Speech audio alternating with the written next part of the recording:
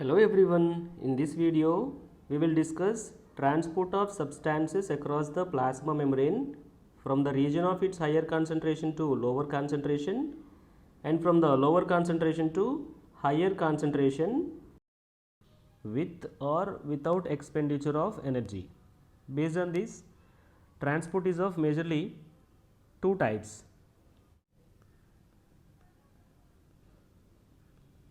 That is passive transport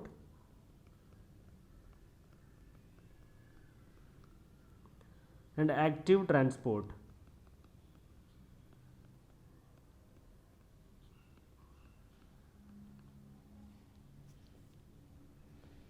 Sir, what is passive transport and active transport? If substances passes across the plasma membrane without the expenditure of energy, then it is called as passive transport. If substances pass across the plasma membrane without the expenditure of energy,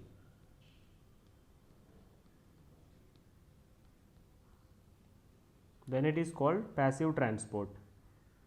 If substances pass across the plasma membrane with the expenditure of energy, then it is called active transport.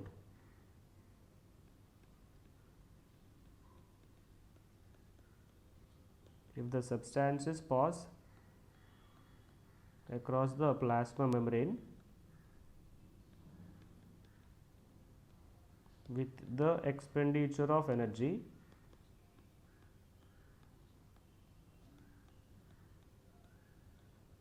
then it is called active transport.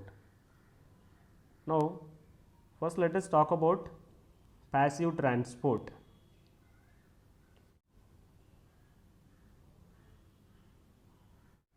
Here, passive transport is of mainly two types, that is diffusion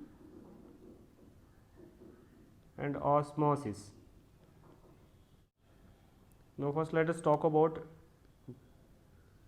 diffusion. Transport of substances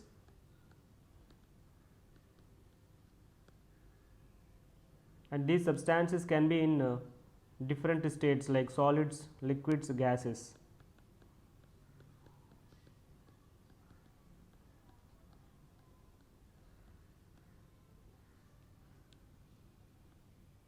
Transport of substances, that is solids, liquids, gases, from the region of its higher concentration to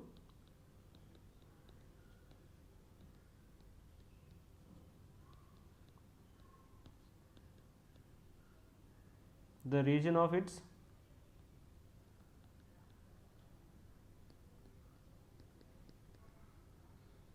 lower concentration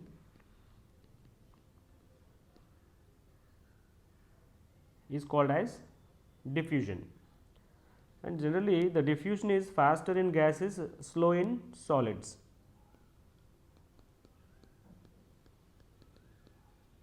Diffusion is faster in gases and slow in solids.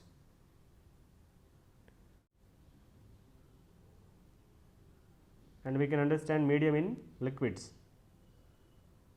And this diffusion process occurs in both living and non-living things. It occurs in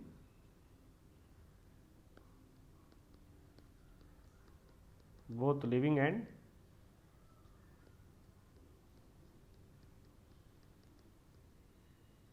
non-living things. So now let us take one example. How is this diffusion take place in the living cells?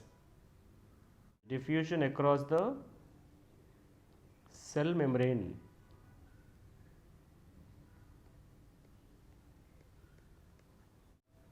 So now let us take one example, a unicellular organism, amoeba. Here we know that amoeba is the unicellular eukaryotic organism and it live in fresh waters. We know that in water gases are present in dissolved state. So in aquatic region the oxygen is present in dissolved state, and this amoeba require oxygen to perform respiration. So the oxygen present in water move from its higher concentration to lower concentration by the simple diffusion process. And at the same time, during cellular respiration, whatever the carbon dioxide is produced in cellular respiration, its concentration inside the cell cytoplasm is higher. So this carbon dioxide passes across this plasma membrane of this amoeba from its higher concentration to lower concentration. So this is how the metabolic gases like carbon dioxide and oxygen move out and inside the cells by the simple diffusion process. Now let me write here, in amoeba metabolic gases, that is CO2 and oxygen, move out and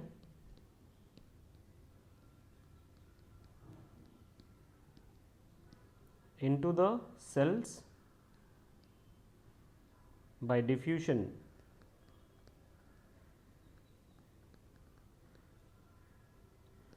So here we can see that exchange of gases done by the diffusion across the plasma membrane. Exchange of gases is done by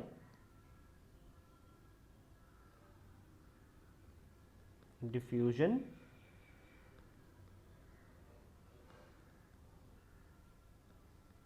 across the plasma membrane.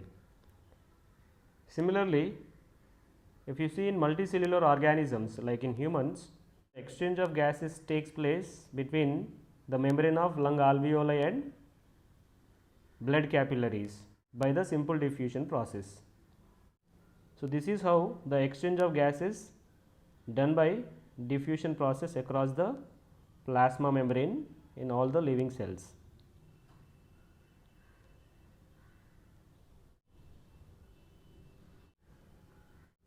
Now let us see the significance of diffusion.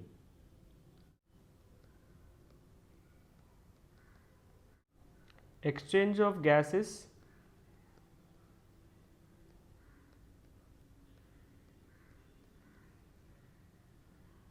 that is O2 and CO2 during respiration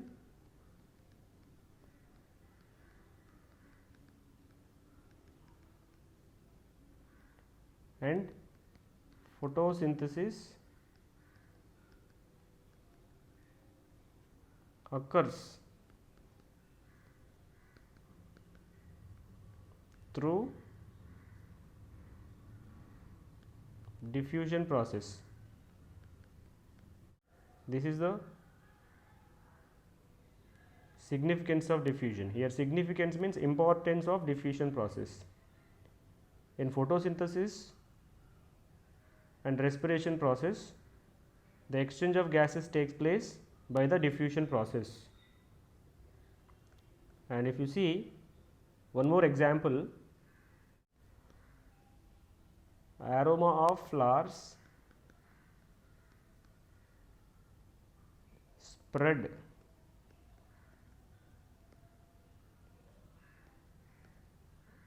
due to diffusion of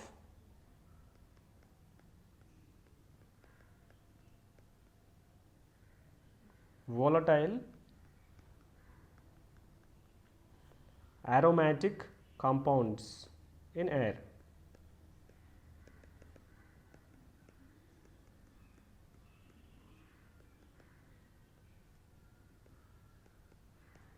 Here you can take example of such plants like jasmine. Wherever a jasmine plant is present and flowers in that jasmine releases a good smell that will spread from its higher concentration to the lower concentration. So, this is the significance of diffusion in living organisms. And this diffusion process also occurs in non-living things. For example, if you open a scent bottle in the closed room, after some time the smell spread throughout the closed room. So, this is because of the substances are moving from the region of their higher concentration to lower concentration by the diffusion process. Now, let us discuss about another type of passive transport, that is osmosis.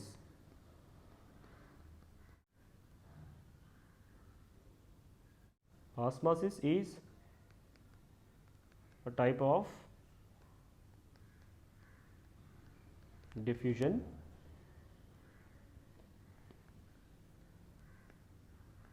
Here what happens, sir? The diffusion of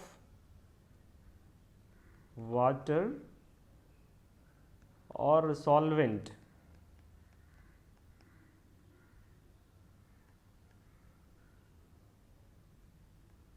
across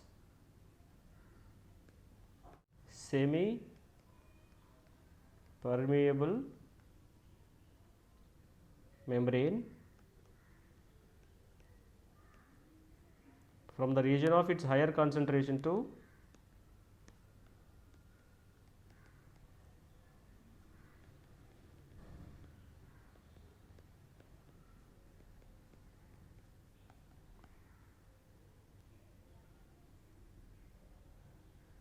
the region of its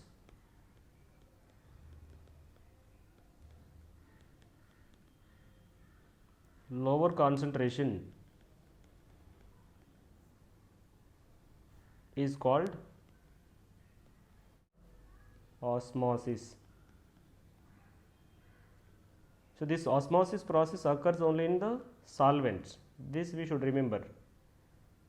And here the movement of solvent, that is water, from the region of its higher concentration to the region of its lower concentration is called as osmosis. Now, let us take examples of osmosis.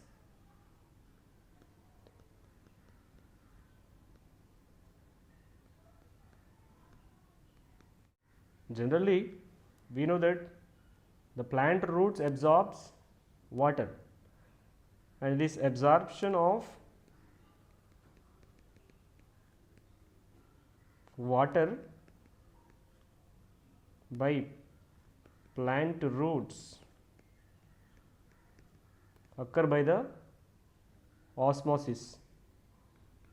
And the another example is absorption of water by unicellular freshwater organisms like amoeba, they live in water. Absorption of water by unicellular freshwater organisms. Now, let us see under this types of osmosis. Endosmosis,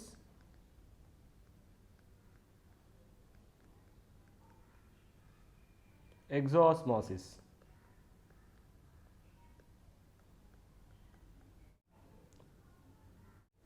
So, here what is meant by endosmosis and exosmosis? Endosmosis is the osmotic entry of water into a cell or a system.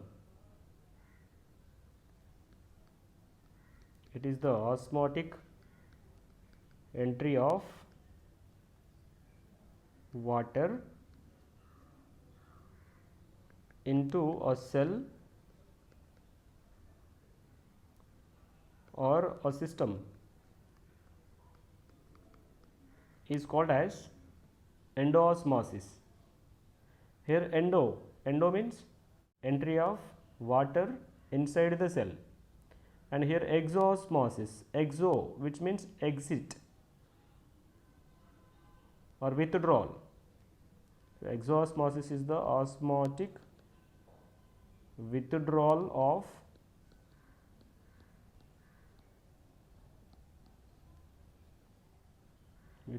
of water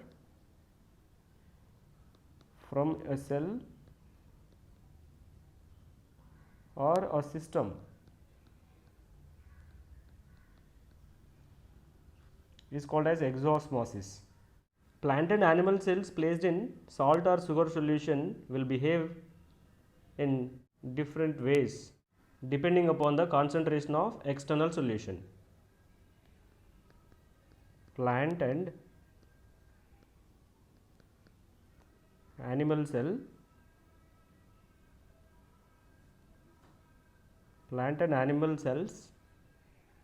placed in salt or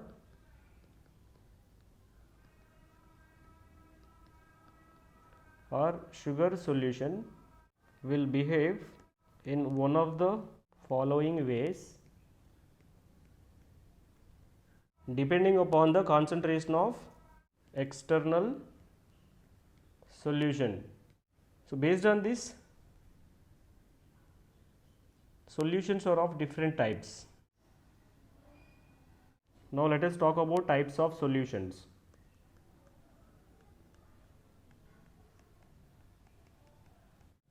So first, what is meant by solution? Here it is. Solution is the combination of solute and solvent. For example, if you take a sugar solution or a salt solution, here I am taking sugar solution. In this, sugar is the solute and water is the solvent. Now here let us talk about types of solutions.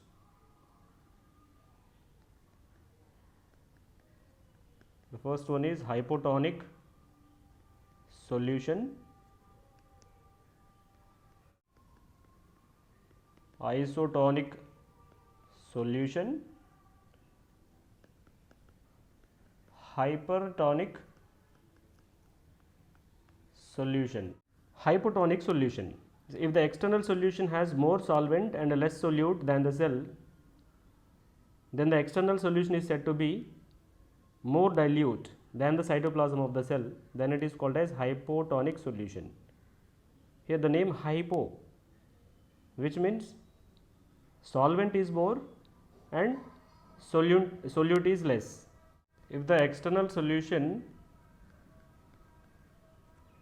has more solvent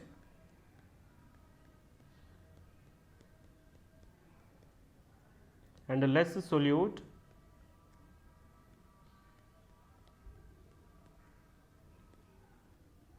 than the cell,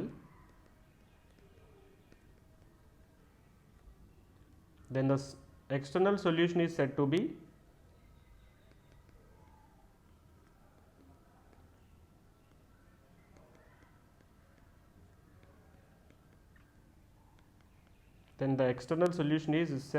be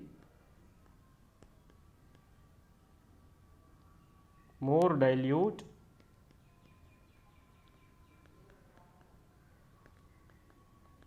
than the cytoplasm of the cell.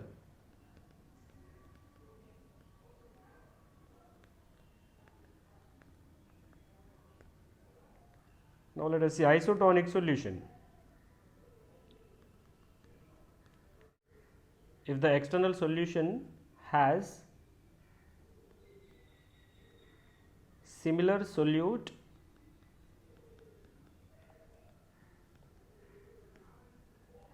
or solvent concentration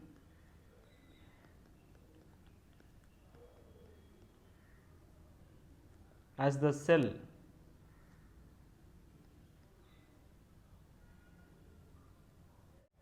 then the solution is said to be isotonic solution. And the last one is hypertonic solution. If the external solution has more solute and less solvent than the cell,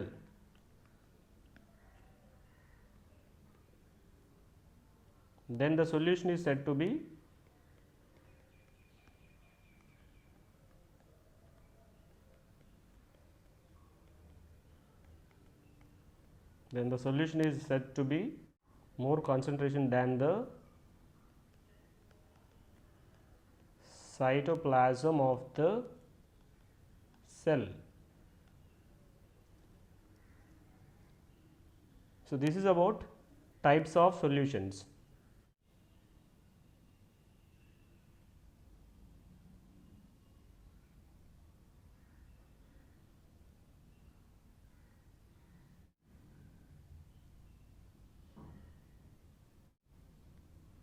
Now here let us see movement of water in a cell.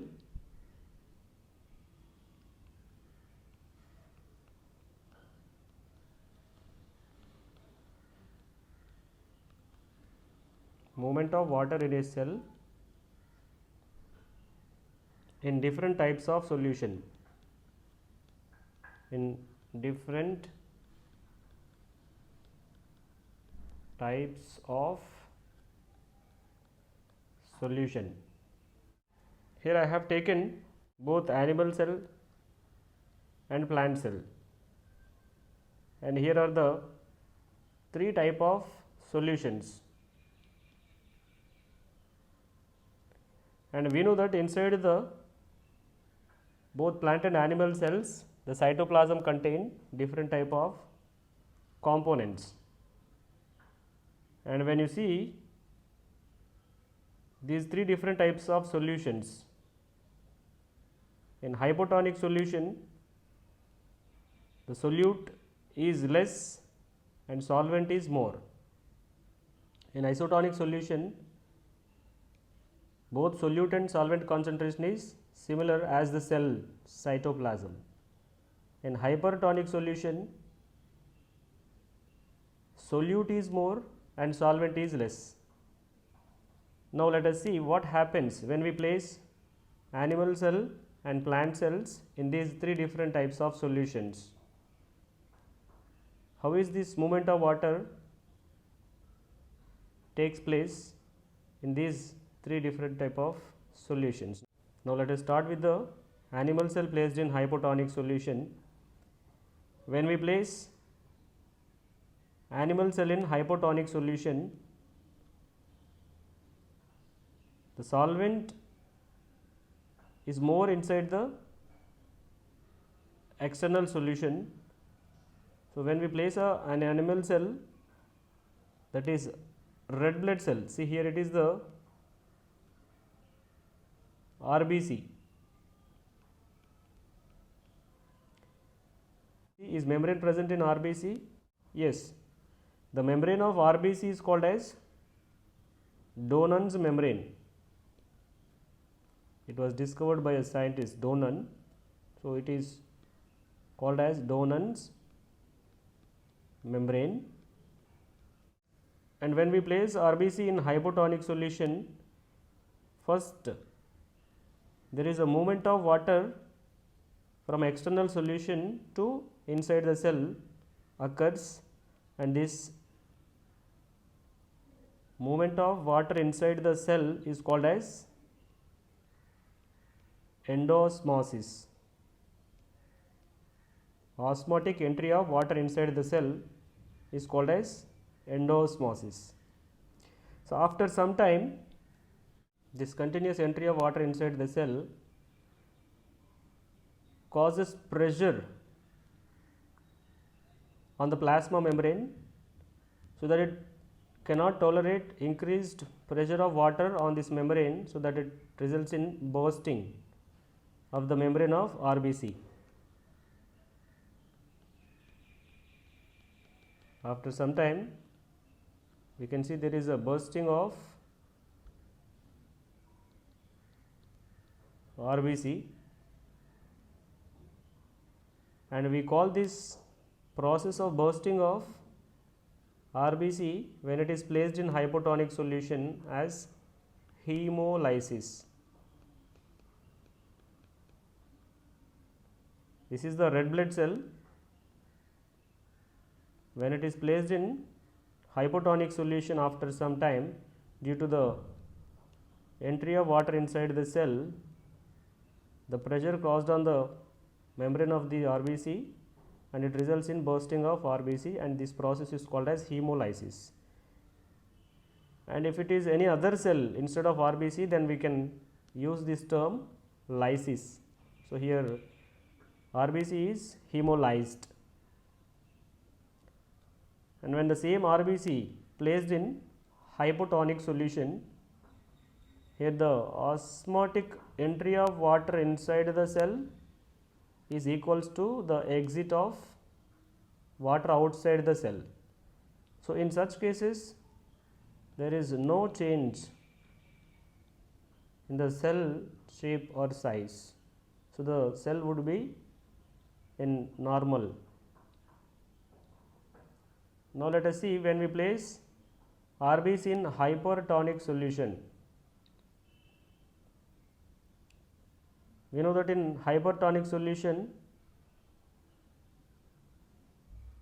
the external solution has more solute and less solvent than the cell. That means inside the cell amount of water is more than the external solution. So in such case, the osmotic exit of water takes place. So we call this process as exosmosis.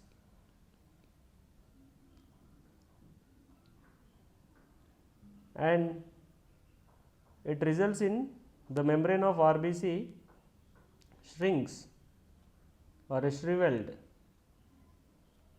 This shrinking of RBC is taking place due to the exit of water from the cell into the external solution, because the external solution has more solute than the cell. So it results in shrinking of the RBC. This process is called as crenation. The shrinking of RBC when it is placed in hypertonic solution, this process is called as crenation. Now see here, when we place RBC in hypotonic solution, it undergoes the hemolysis, that is bursting of RBC. When the RBC placed in hypertonic solution, it shrinks or shriveled. This process is called as crenation. And when the RBC placed in isotonic solution, no change in it. Now let us see what happens when plant cell is placed in these three different types of solutions. When a plant cell is placed in hypotonic solution, we know that in hypotonic solution solvent is more. So here there is a osmotic entry of water inside the cell takes place, then it results in swelling up of the plant cell, and we call this swollen cell as turgid cell. So this is due to the osmotic entry of water inside the cell, and we call it as endosmosis.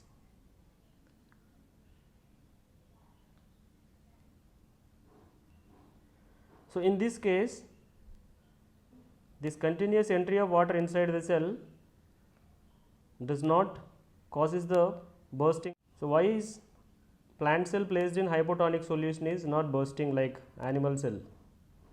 This is because there is an extra layer present in plant cell, that is the cell wall. So, the entry of water inside the cell causes some pressure on the plasma membrane, and the equal pressure is exerted by cell wall on the plasma membrane. So, we call this pressure as turgor pressure. So, due to this, the plant cell placed in hypotonic solution remain turgid, so it won't burst. But when the plant cell placed in hypertonic solution, see in the external solution, solute is more,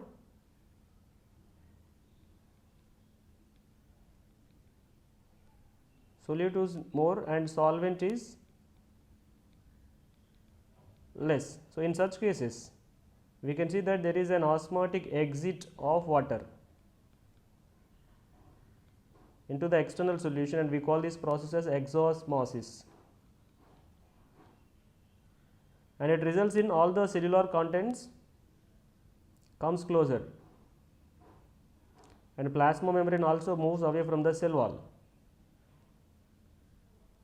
So, here the plant cell shrink. So, this shrinkage of plant cell when it is placed in hypertonic solution is called as plasmolysis. Plasmolysis.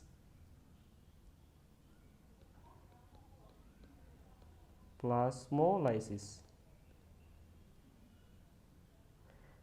And when this plant cell is placed in isotonic solution, the osmotic entry of water inside the cell is same as the exit of cell. The osmotic entry of water inside the cell is similar to the osmotic exit of water outside the cell. So, in such case there is no change in the cell, then this cell is called as flaccid cell. So, it is normal. So, from this now let us take the definition of plasmolysis.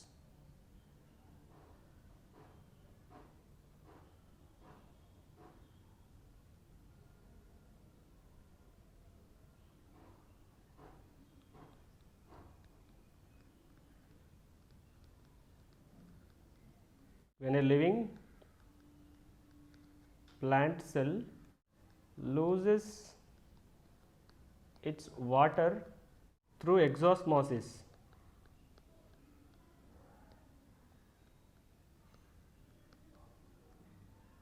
when it is placed in hypertonic solution,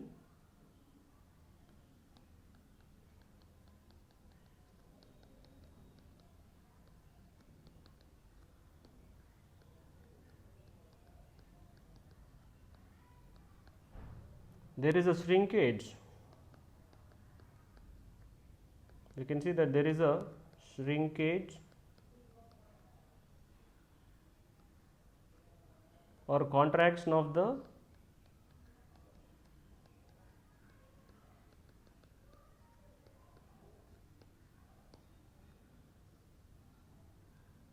protoplasm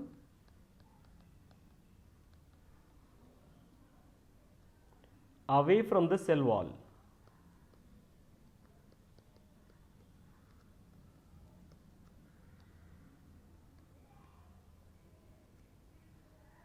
And this phenomenon is called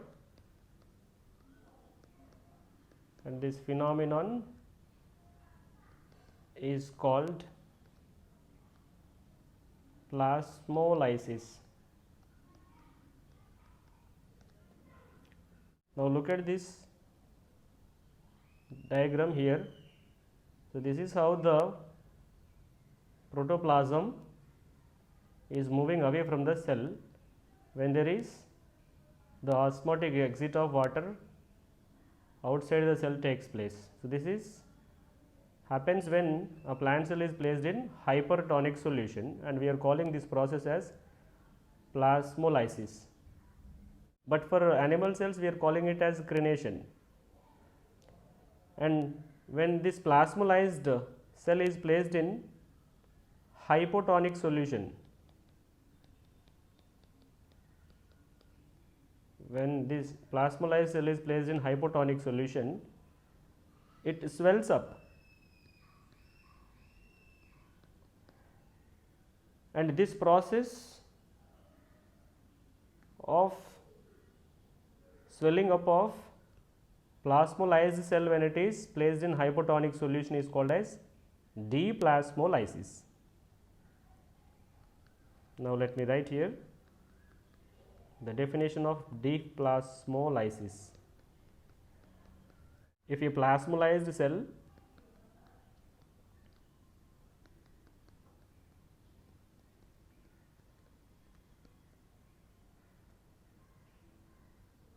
is again kept in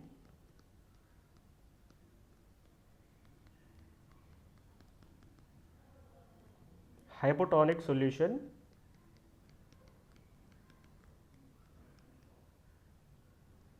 it will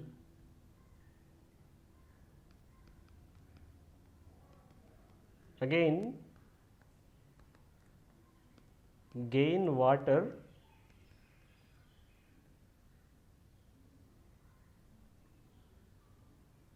due to endosmosis.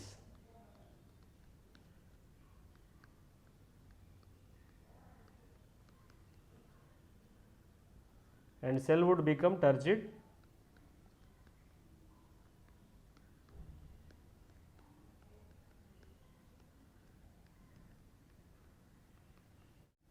So this phenomenon is called as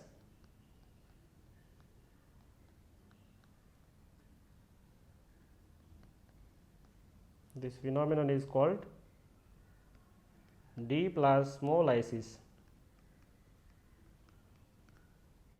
Now see, here it is due to endosmosis, and here it is due to exosmosis, right. So let me write here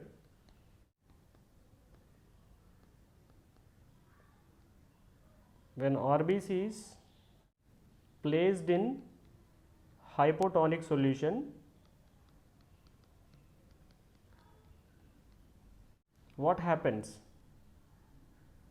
RBCs burst after some time, and we call this process as hemolysis. When the RBCs placed in hypertonic solution,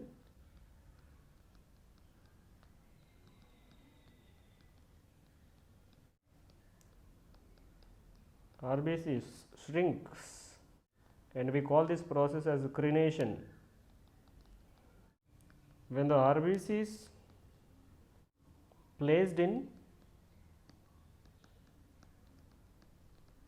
Ringer's solution, the size would be normal.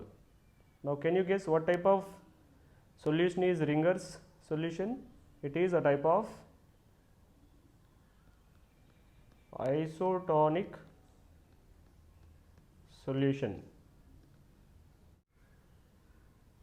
Here now let me write one example. If a freshwater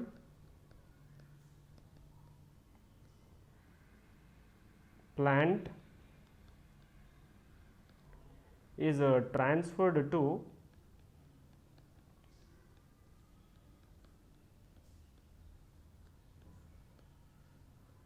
marine water,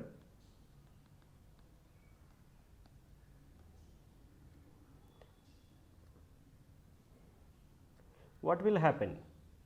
Will it survive? No, it dies.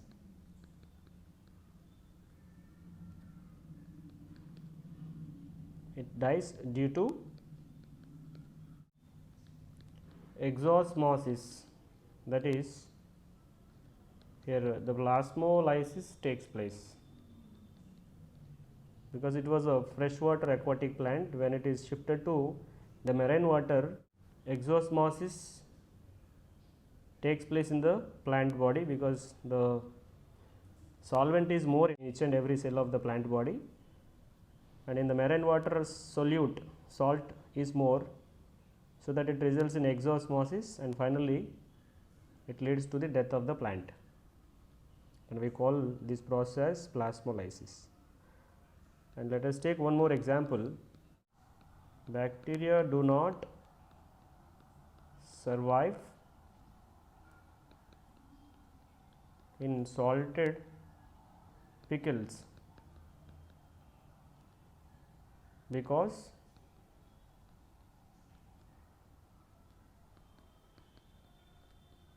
they get plasmolyzed. So, how come it is possible? They are animal cells, but you are talking about plasmolysis of bacteria in the salted pickles. Yes, it is plasmolysis only. In bacteria, cell wall is present. So, when it is in the salted pickles, the exosmosis takes place. So, this results in the bacteria die. This is about transport of substance across the plasma membrane, that is passive transport. Under this types of passive transport: diffusion, significance of diffusion, osmosis, types of osmosis,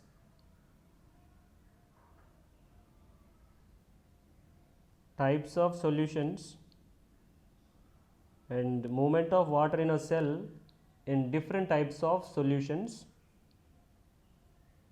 plasmolysis,